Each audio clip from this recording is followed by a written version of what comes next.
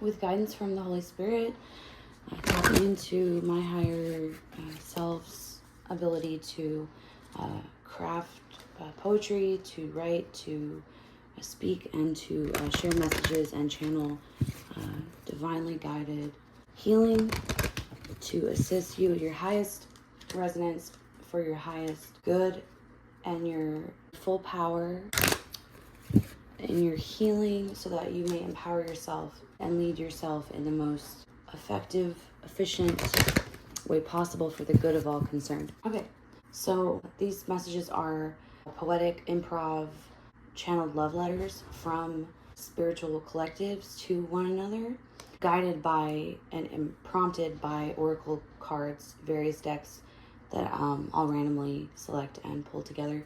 The power of surrender. So tapping into from mother to daughter, or mother to son. This will be a message from mother to child regarding any kind of estrangement, whether living or passed over. If you are missing your mother or she is missing you, these messages may resonate. Always take what really speaks to you and apply it how you see fit, and disregard the rest. As they say, take things with a grain of salt, and surrender the need to obsess over any of it. It's just a little poem or a letter. And again, it's anonymous, it's collective, it's general, so it may not apply to everyone. So the first card we have here is surrender to your intuition. I see you. No matter where you are, I'm always watching over you. Tune into your inner voice. Tune into your intuition. There you'll find the guidance that I imparted within you from my womb to yours. Those fleeting feelings, flashes, knowings, and aha moments come through from us to you to guide you, from you to guide you. Surrender the need to obsess over the quest and thirst for knowledge, over needing to know me, over needing to find out why, over needing anything at all other than your own awareness, your own divine knowledge, your own blueprint, your own truth. I hope that you don't resent me. I hope that someday soon we can rekindle, renew, and forgive, and that I'm able to make amends to you. There was a lot of drama.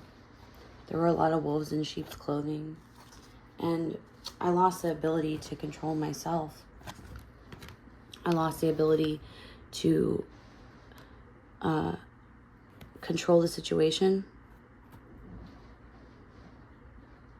I became obsessed with perfection, resentments, the past, and holding on to things that I had no control over. So knowing this now in hindsight, I hope that we can make amends. And I hope that we can see things in a new light.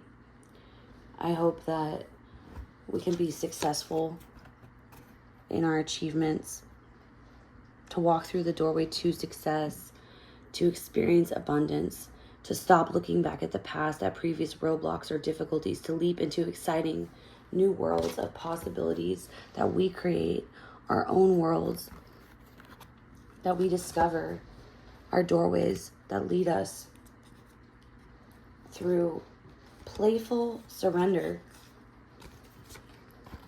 We have playful surrender, taking a break,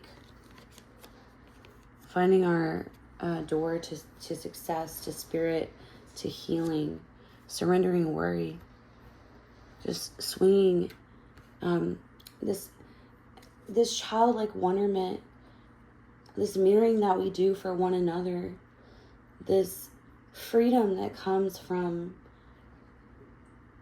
the full embracing of the miraculous love between a baby and their mother, the tides of emotion, of love that sweep through the waters of love, but yet the swinging through the chariot, the moving forward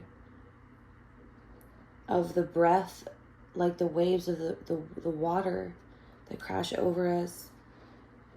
These are all guided by spirit, and we don't have to really do anything here. There's a lot of surrender that needs to take place to non-action so that miracles can occur. And letting go of worry so that we can play more. Connecting to our inner child, because I created you and you created your success, and we mirror each other. So there's no need to be frustrated. There's no need to worry or think negatively, because our happiness is here. And it doesn't matter where I am, like I said, our happiness is here. Your joy has arrived. As well as surrendering to your soul's path, allow me to surrender to mine. You are the sunflower. You deserve success, and your mom wants you to know you deserve love and abundance. Set an intention to identify and release any remnants of low self-esteem. So right now together, we can take a deep breath in. Hold it for a few seconds here. Exhale and release any low self-esteem. Release any negative thinking. Surrender unhealthy attachments to our connection. We'll take a deep breath in. Hold for a few seconds.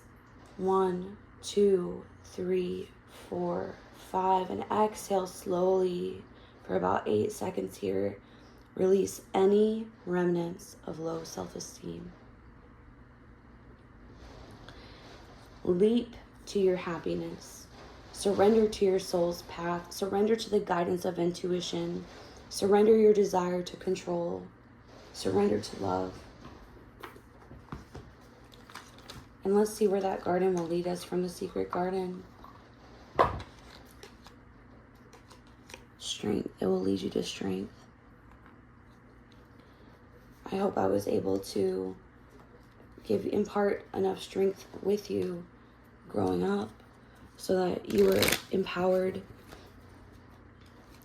to continue to work in your garden, to pull the weeds, to cultivate your garden, to plant the seeds of kindness, of gentleness, to the strength to grow. All flowers must grow through dirt. All flowers grow through dirt. And when you come up out the mud, may your beauty be celebrated. May you remember to take care of yourself. May you remember that forgiving yourself first is important, because a crushed flower still gives off a sweet scent.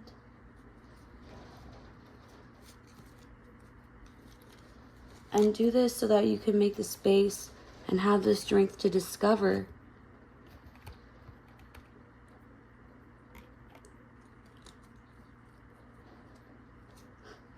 serenity. Surrender to your soul's path. Value quiet days with only the rustling leaves breaking the silence. And dream. Make yourself a cup of tea. Dream of your success. Embrace change. Leaves fall. Things change. People come and go.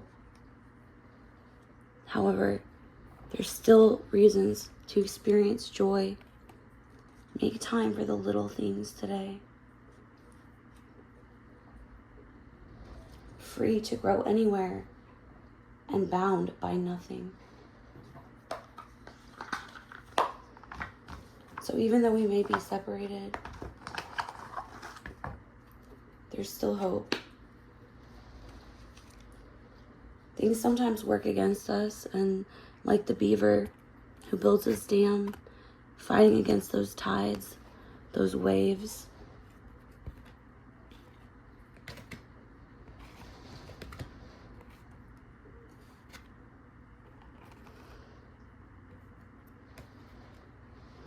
He stays persistent.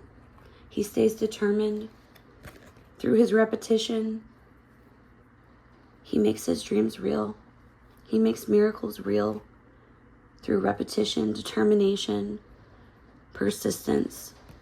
Even when things like the tides of the waves work against him.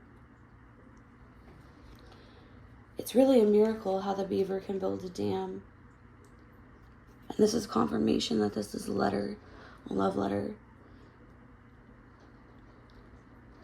And if we stay persistent with our communication, sometimes miracles can happen.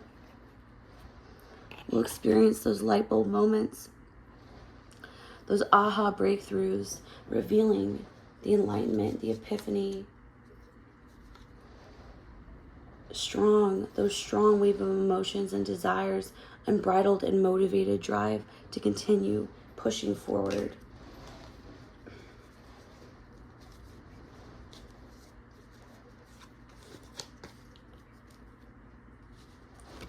And we always can remember divine intervention, perfect timing, because even though there is resistance, as the beaver reminds us, when things work against us, there's duality. That's why this occurs. And so everything happens in divine timing. And you can count on this double rainbow as well as the snowflake to remind you that everything happens in a perfect, precise plan. Everything happens in divine order. Death may occur, but these promises like the rainbow or the Celtic knot remind us that just like our womb that connects, the umbilical cord that connects us to our nourishment in the womb, love is unconditional. The knot of love is a promise that will last forever and never die. So everything happens in divine timing, including death and life and birth. But with every death, there is a transformation. And there's a promise, a legendary divine union connecting mother to child of unconditional love, eternal love, infinity, and really, it truly is the love of a lifetime. It's truly a miracle that even through our non-action,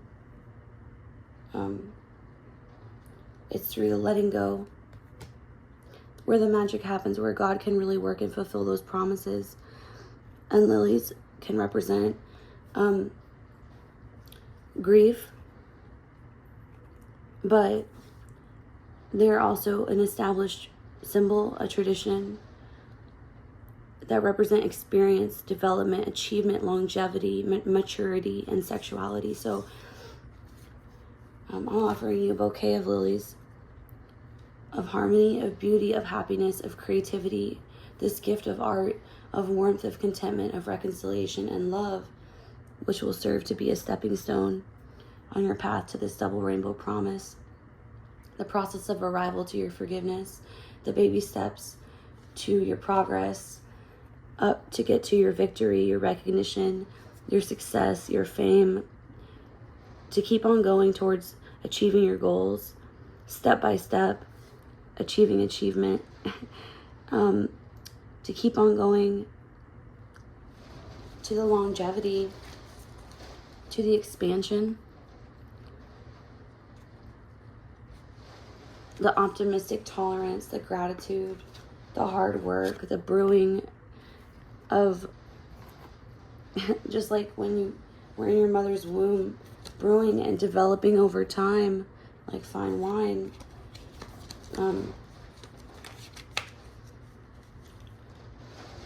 You were in there like a hidden mystery, just like a book that couldn't be judged by its cover. You can't be judged by your mother. You're the secret, the seed planted within her, and her knowledge is imparted within you. And we'll close this letter of love from mother to child with this beautiful card. This last pull was of a mother with her baby, the waxing quarter, which represents in the grand shrine the mother. There's the maiden, the mother, and the crone. And the mother is giving. She's ripe and fertile in her midway point through her evolution as a goddess, in the triple goddess.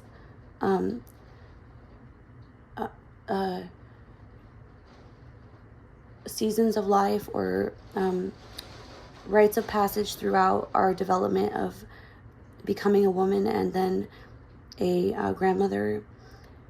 And the mother is in her fertile stage. She's giving, she's fulfilled, she's stable, powerful, compassionate, and a wellspring of life.